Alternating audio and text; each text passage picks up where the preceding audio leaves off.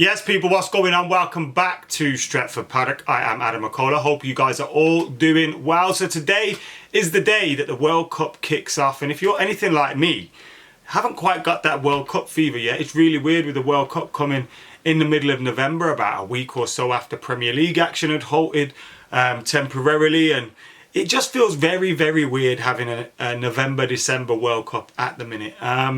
Maybe when the games kick off and I get to watch the wonder that is Qatar against Ecuador, I'll feel up for it, or maybe a week down the line or whatever. But at the moment, I haven't quite got that World Cup fever. So what we're going to do is we're going to get stuck into the latest Manchester United news right here on Stretford Paddock, yeah? We'll have loads about the World Cup and stuff. And I hear a little rumour that myself and Joel might be bringing Piss Take back for a World Cup special. Now, it's just a rumour, but that's what I've heard. But anyway, we're going to get stuck into loads of stories, and we're hearing about Cristiano Ronaldo's future. Will United terminate his contract, or will he rot with the under-21s? Jadon Sancho's Instagram has been deleted, and hopefully Jadon Sancho's okay. It might be a difficult time for him at this moment in time with the World Cup and all those things. And we also don't know what's going on behind the scenes, so we'll look a little bit at a story about that. TeamViewer could be looking to renegotiate or restructure their agreement with Manchester United as well. And Didier Deschamps has an update on the replacement for Karim Benzema.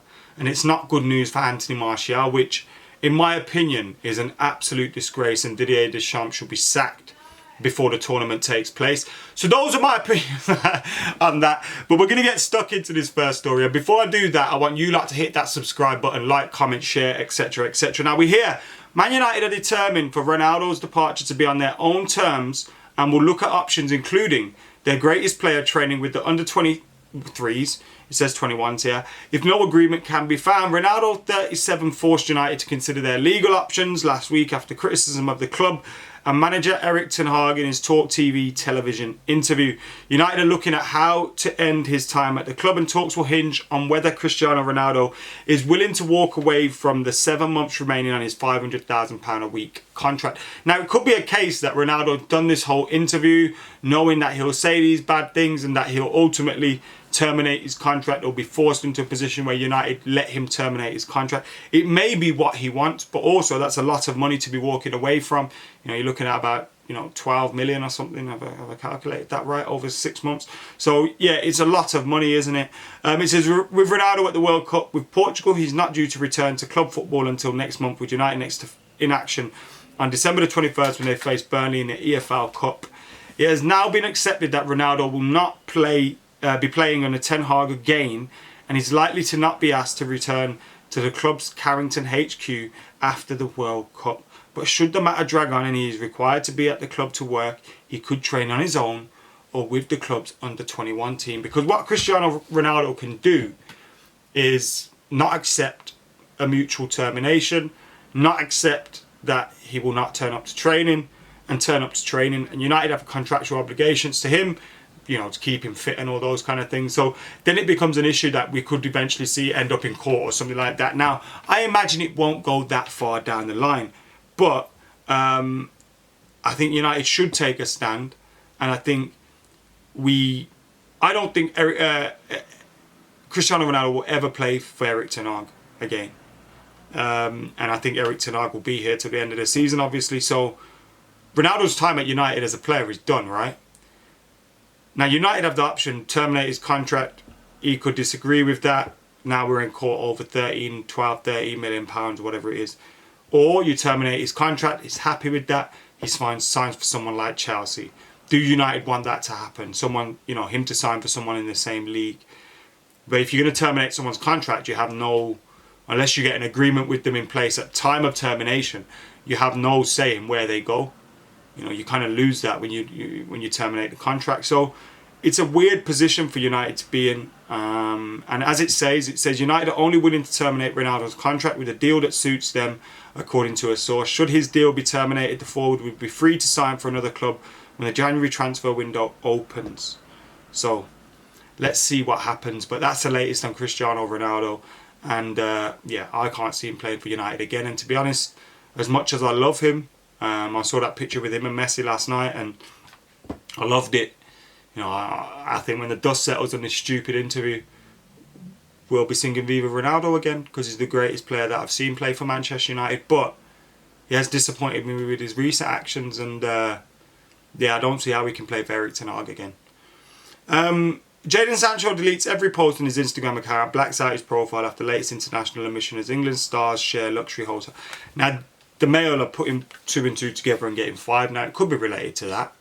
You know, he might be finding it difficult. He misses a penalty, England go out at the last tournament, then he's not involved in the next one. He's got no chance for retribution, no chance to, you know, prove himself again. I do think the way Gareth Southgate's handled him is a disgrace, especially when you look at the way he's handled Harry Maguire, who is half the player.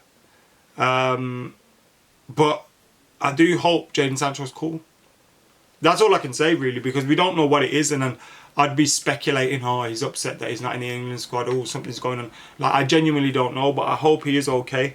Especially younger people these days, you know, social media affects them and impacts them a lot. And if you're someone like Jadon Sancho with the following that you have and the, you know, the publicity that you get, it must be difficult at times. I think the Jadon Sancho thing's been blown out of proportion. I think he's played well at times. I think last season particularly, he was one of our best players in a bad bunch. After Ronaldo and De Gea, I think he was the best player. This season he's had some positive moments. You think of the Liverpool game, I think it was the Southampton or the Leicester game he gets the goal in. He's had a few good moments. I also think off the ball he's very good in terms of he does what the manager wants of him. Now, he needs to showcase his talent and his ability a little bit more. But I think it's form, and I think he'll get there, and I think too much has been made of it. And then you add that to the way Southgate's probably treated him.